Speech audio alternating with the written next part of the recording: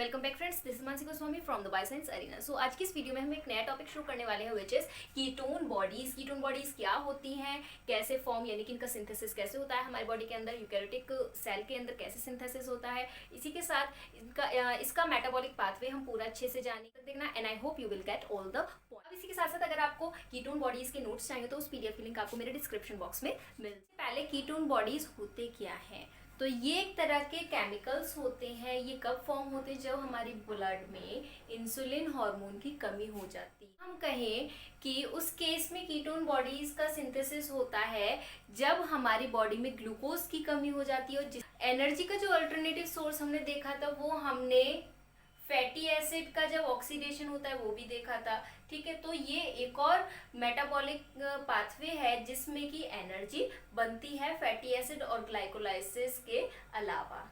ये जो ketone bodies होती हैं ये हमारी बॉडी में मेजरली 3 तरह की होती हैं, यानी कि 3 कीटोन बॉडी हमारी बॉडी में प्रेजेंट होती है। कौन कौन सी है?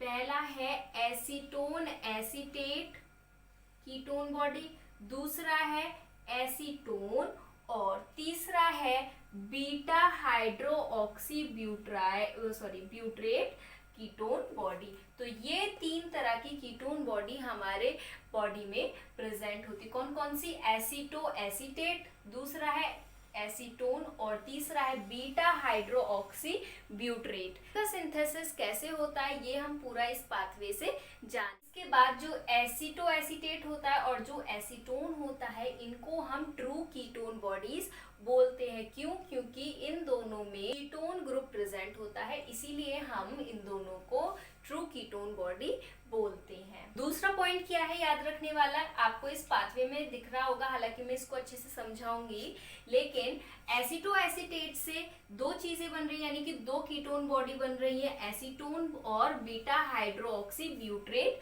बन रहा है। तो इसीलिए जो मेन सबसे पहले बनता है एसीटो एसीटेट बनता है, तो इसीलिए हम इसको प्राइमरी कीटोन बॉडी बोलते हैं और इससे ये दोनों डेराइव हो रहे हैं। तो इसीलिए हम एसीटोन को और बीटा हाइड्रोक्सी ब्यूट्रेट को हम क्या बोलते हैं? सेकेंडरी कीटोन बॉडी बोलते हैं। मेन पॉइंट पर कि ये जो कीटोन बॉडीज होती है कहाँ बनती हैं और दूसरा कैसे सिंथेसिस होती हैं। तो जो कीटोन बॉडीज होती हैं लिवर के माइटोकॉन्ड्रिया में सिंथेसिस होती है, यानी कि साइट ऑफ फॉर्मेशन कहाँ होता है इनका? माइटोकॉन्ड्रिया। किसका? लिवर का। जो लिवर का माइटोकॉन्ड्रिया होता है वहां पर कीटोन बॉडीज की सिंथेसिस हो। जो कीटोन बॉडी का सिंथेसिस होता है वो कहाँ से शुरू होता है? एसिटाइल कोएंजाइम ए से शुरू होता है। जैसे कि हमने पढ़ा था एसिटाइल कोएंजाइम ए कैसे बनता है, फैटी एसिड ऑक्सीडेशन में जाना है, तो कैसे इसका सिंथेसिस होता है एसिटाइल कोएंजाइम ए का ये जानना है तो इस वीडियो की लिंक भी आपको मेरे डिस्क्रिप्शन बॉक्स में मिल जाएगी, जिसमें कि मैंने बहुत अच्छे से डिटेल में नोट्स के साथ समझाया हुआ है फैटी एसिड का ऑक्सीडेशन, यानी कि बीटा ऑक्सीडेशन फैटी एसिड का कैसे होता है जिसमें कि एसिटाइल कोएंजाइम ए बनता है।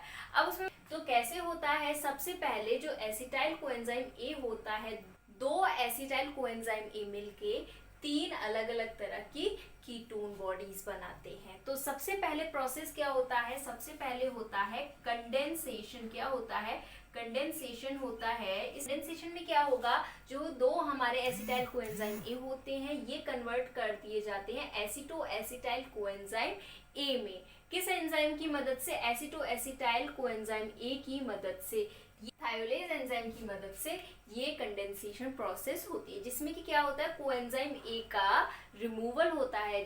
अब दूसरा स्टेप क्या होगा? जो हमारा एसीटो एसिटाइल कोएंजाइम ए है ये 6 कार्बन कंपाउंड यानी कि HMG कोएंजाइम ए में कन्वर्ट कर दिया जाएगा by the help of HMG coenzyme A synthase enzyme की मदद से। इस केस में क्या होता है कि इसमें एसिटाइल कोएंजाइम ए आकर इन्वॉल्व होता है, जिसमें से फिर एक कोएंजाइम ए निकल जाता है। यहाँ तक पॉइंट क्लियर हुआ। एक पॉइंट याद रखने वाली क्या है कि जो हमारा HMG कोएंजाइम ए सिंथेस होता है ये एक रेगुलेटरी एंजाइम होता है हमारे कीटोन बॉडी सिंथेसिस में, यानी कि ये एंजाइम ही रेगुलेट करता है पूरे हमारे कीटोन बॉडी सिंथेसिस पाथवे को।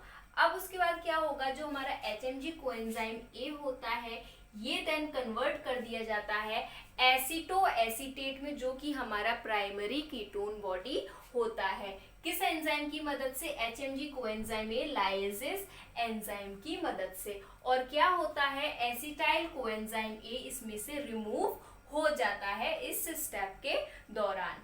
तो हमारा जब प्राइमरी कीटोन बॉडी यानी कि एसीटोएसीटेट बन जाएगा, अब क्या होगा? एसीटोएसीटेट डिहाइड्रोजिनेशन प्रोसेस की मदद से बीटा हाइड्रोक्सी ब्यूटाइट में कन्वर्ट हो जाएगा। और किस एंजाइम की मदद से?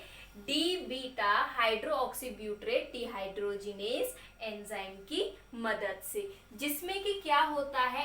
NADH का इन्वॉल्वमेंट होता है, यानी कि इसको एनर्जी की जरूरत होती है इससे इसमें कन्वर्ट होने के लिए। मैंने पहले भी बताया हुआ है पिछली वीडियोस में भी कि जहां पर भी डिहाइड्रोजिनेज एंजाइम हो यानी कि डिहाइड्रोजिनेशन होता है किसी भी प्रोसेस में, मेटाबॉलिक प्रोसेस में, तो वहां पर या तो NAD, NADH, FAD, FADH इनका इन्वॉल्वमेंट होता है। जैसे कि इसमें भी यही हो रहा है, डिहाइड्रोजिनेज एंजाइम है तो इसमें NADH इन्वॉल्व हो रही है यानी कि एनर्जी इन्वॉल्व हो रही है। स्पॉन्टेनियस डिकार्बोक्सिलेशन होगा। डिकार्बोक्सिलेशन जहां पर भी आ जाए उसका क्या मतलब होता है कि कार्बन डाइऑक्साइड रिमूव हो रही है।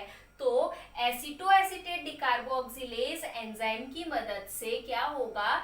डिकार्बोक्सिलेशन प्रोसेस होगी जिसमें कि एसीटोन कीटोन बॉडी का फॉर्मेशन हो जाएगा और CO2 हमारा रिमूव हो जाता है। तो इस तरीके से हमारे कीटोन बॉडी का फॉर्मेशन हो जाता है। तो आई होप आपको ये स्टेप्स क्लियर हो गए होंगे। अगर आपको ये पॉइंट समझ में आए हैं तो मेरी वीडियो को जरूर लाइक करना। अब हम आगे नेक्स्ट पॉइंट। तो हमने देख लिया कीटोन बॉडीज बनती कैसे। अब ये क्यों जरूरी होती हैं? वैसे तो ये भी मैं बता चुकी हूँ, एनर्जी के लिए जरूरी होती हैं। तो क्या होता है कि कभी कभी जब स्टार्वेशन की दिक्कत आ जाती है हमारे ब्रेन सेल को और ज्यादातर कार्डियक सेल्स को, तो क्या होता है? स्टार्वेशन कब होगा? जब ग्लूकोज की कमी होगी। ग्लूकोज की कमी होगी जिससे कि क्या होगा? एनर्जी नहीं बनेगी। अब एनर्जी नहीं बनेगी तो सेल में स्टार्वेशन हो जाता है। तो उस केस में क्या होता है? ये जो हमारी कीटोन बॉडीज बनी हैं, ये ketone bodies as a energy fuel, as a energy source की तरह वर्क करेगी और दोबारा से ये एसिटाइल कोएंजाइम ए बनाएगी, यानी कि ये रिवर्सिबल प्रोसेस होता है। तो ये दोबारा से एसिटाइल कोएंजाइम ए बनाएगी और उसके बाद एनर्जी लिबरेट करेगी, जिससे कि क्या होता है? स्टार्वेशन की जो कंडीशन होती है वो इनहिबिट हो जाती है, वो खत्म हो जाती है। तो ये कैसे होता है ये तो जानेंगे ही, लेकिन ये इंपॉर्टेंट पॉइंट याद रखने वाली बात है। ये केस ज्यादातर कहाँ होता है? यानी कि स्टार्वेशन वाली जो दिक्कत आती है उसके बाद ketone body as a energy source use किया जाता है। तो ये ज्यादातर ब्रेन सेल्स में और कार्डियक सेल्स जो होती है हमारे, वहां पर होता है। जो लिवर सेल होती है वहां पर ये एज ए यानी कि ketone body as a energy fuel work नहीं करता है। क्यों नहीं करता है? क्योंकि ये जो रिवर्सिबल प्रोसेस होता है इसमें एक और एंजाइम की जरूरत होती है, beta keto acetyl coenzyme A transferase. कौन सा enzyme? Beta keto acetyl coenzyme A transferase. इस एंजाइम की जरूरत होती है for the conversion of ketone body into acetyl coenzyme A. तो ये जो एंजाइम होता है ये हमारे लिवर सेल में प्रेजेंट नहीं होता है। इस वजह से लिवर सेल कीटोन बॉडी से एनर्जी नहीं बना सकती। और ये जो एंजाइम होता है हमारे ब्रेन सेल और जो कार्डियक मसल्स होती हैं उनकी सेल्स में प्रेजेंट होता है। अब ये भी देख लेते हैं हम कीटोन बॉडी से एसिटाइल कोएंजाइम ए कैसे बनाते हैं।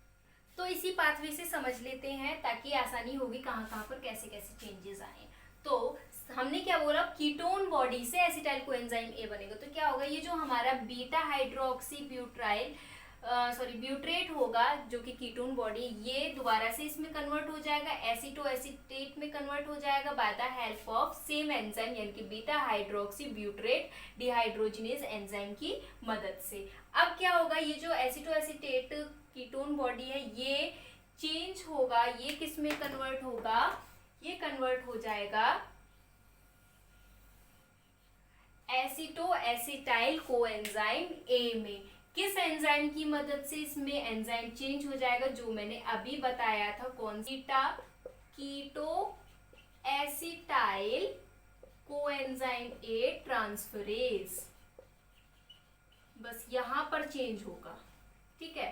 तो इस एंजाइम की मदद से हमारा एसीटोएसिटाइल कोएंजाइम ए में चेंज हो जाएगा हमारा कीटोन बॉडी। अब उसके बाद क्या होगा, ये चेंज हो जाएगा एसिटाइल कोएंजाइम ए में सेम एंजाइम की हेल्प से, यानी कि एसीटोएसिटाइल कोएंजाइम ए थायोलेज एंजाइम की मदद से। अब क्या हुआ था कि यहाँ पर जब एसिटाइल कोएंजाइम ए से ये बन रहा था तो कोएंजाइम ए निकला था, तो अब यहाँ क्या होगा, यहाँ पर ये कोएंजाइम ए ऐड हो जाएगा, COA, यानी कि यहाँ ऐड हो जाएगा। तब निकल रहा था, अब क्योंकि दोबारा इसको इसमें बनने के लिए कोएंजाइम ए की जरूरत है तो ये दोबारा से यूज कर लिया जाएगा। इसके साथ एक और जगह पर कहाँ निकल रहा था कोएंजाइम ए, यहाँ निकल रहा था, यानी कि इससे जब ये बन रहा था तब हमारा कोएंजाइम ए निकला था।